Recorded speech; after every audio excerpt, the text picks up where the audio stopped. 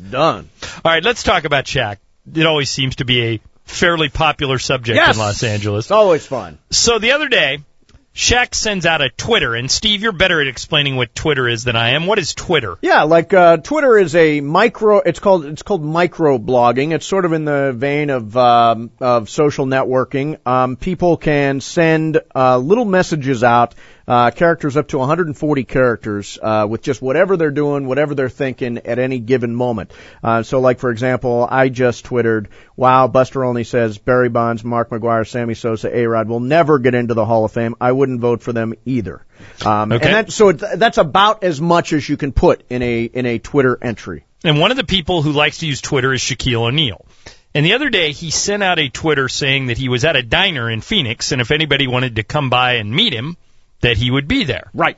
And we'll pick up the story from there by bringing on our next guest, Jesse. Now, Steve, you probably have more details about Jesse than I do. Yeah, Jesse, now you're a blogger, is that correct? Yeah. And who do you work for?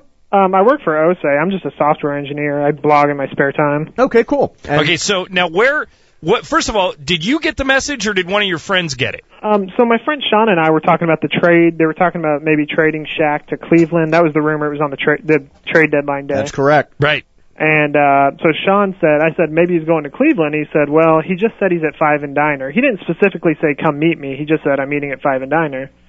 And I said, well, let's go down there and ask him if he's getting traded or what's going on. And the whole time, for about a week, I'd been giving him a hard time saying, that's not the real Shaq. Because I didn't know. I didn't really research it, but he kept telling me it was the real Shaq. And I was like, whatever. I'm going to go down there and prove to you it's not the real Shaq once and for all. And sure enough, it was. Now, Shaq is a big Twitterer. Yeah. And I'm sure there are Shaq impersonators out there, but I actually get Shaq's Twitters, and they're so random and weird that they almost have to be Shaq, right? Yeah, I guess beforehand there was somebody impersonating him, and that's why he started Twittering. Yes. Tweeting? Tweeting, yes. I think that's a good question.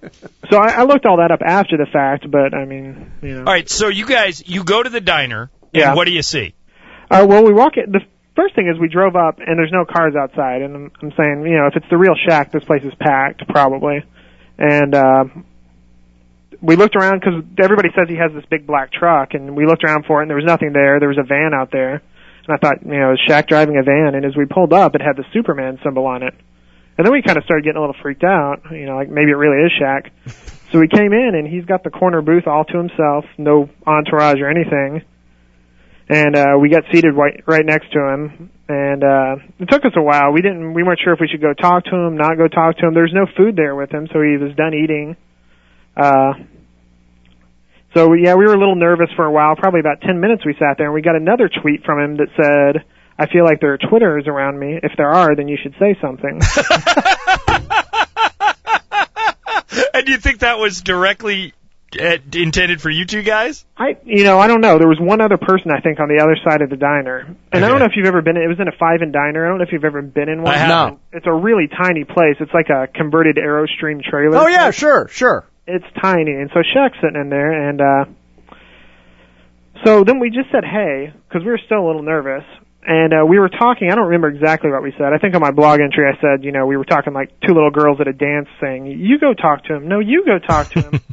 And so eventually I'm thinking, one of us says, should we go talk to him? And he responds to us. We thought we were quiet enough, but he goes, yeah, just come over here and say hi, or just come talk to me. So we both freaked out and jumped up and ran over to him, and he was super cool. Wow. And so what did you say to him? What was the conversation like? I think the first thing I said when I ran up was, I know this is dorky, but I got to get a picture with you because you're Shaq, I'm about 5'6", so I really wanted to get a picture next to him. He didn't stand up, and in the picture, I don't look that small, but, yeah, he's huge. And so we just talked to him for a minute. As soon as I pulled out my phone, he grabbed it out of my hand, and he really wanted to know all about my phone, and we talked about phones for a minute.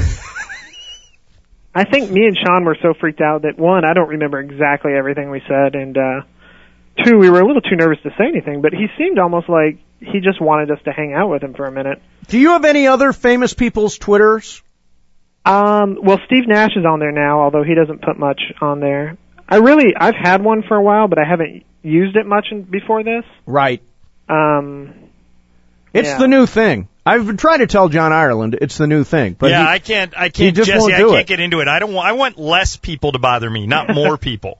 That's kind of how I was. I signed up about 6 months ago, and none of my friends had it, and so I just kind of gave up on it for a while. And Oh, it's back. yeah, I started using it actually just about like a month ago, using it a little bit more, and then this happened, and obviously, I guess I'll keep using it now. Yeah, cool. So how did it end? Did Shaq just walk out? Yeah, so he got up. We said our goodbyes. He shook our hand a couple times. I mean, you cannot express how charismatic the guy is in real life.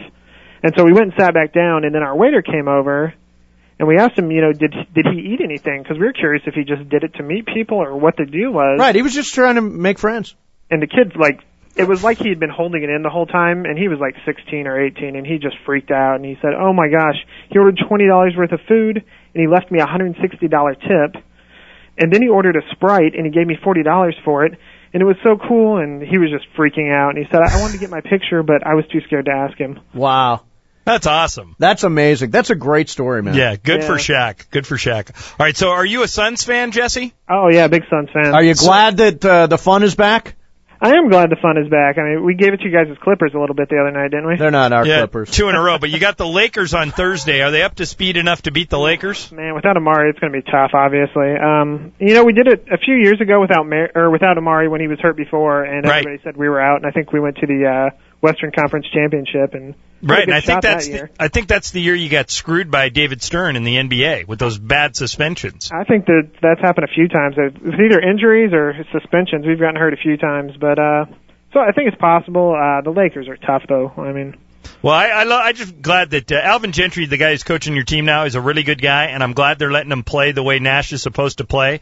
And I'm happy for you guys that you have your team back, because that owner, Steve Kerr's a good guy. I don't know why he's going with the owner. They almost wrecked your team in 1 year. Yeah, it was really close to that. I kind of think it was like having a rabid dog on a leash, and somebody was sitting there holding it. And we finally let it go. And I was always happy, personally, as a Suns fan. I was fine with us doing great. We were winning 60 games a season. I don't know why they had to screw with that. Wait a minute, so you're saying, do you think the team was like a rabid dog on a leash and now they've unleashed it? God, well, I mean, to some extent. I mean, they went out and scored 140 I think points. that's kind of true. I think that's a great explanation for what went on. Yeah. And by the way, it's so funny that it happens to be the Clippers who get them the first 2 games after they're let off their leash. Yeah, that's a little rough for you guys. But the Celtics put us back in our place, so, we'll see how it goes for the rest of the season. All right, well, Jesse, it's a great story. We appreciate you coming on and sharing it with us. And if you see Shaq again, give us a heads up, will you? Oh, definitely. All right, man. Have a good day. Thanks a lot. You too. All right, that is very, very funny. Yeah. Yeah, it's so funny.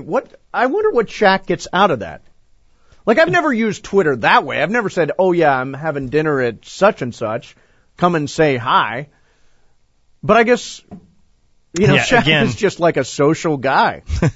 Right? He likes the attention. Yeah, wants to see what's out there, I guess. Yeah. Well, when he lived in Orlando, I read one story where he used to knock on the doors of, like, the teenage kids in town. Right. And say, hey, can Jeff come out and play? Oh, right. Right. You want and then they go get the jet skis. Yeah, he'd show up with a jet ski at the end of the dock and say, let's go. That's funny. Yeah, he's just a big kid. Yep. That's very, very cool. All right.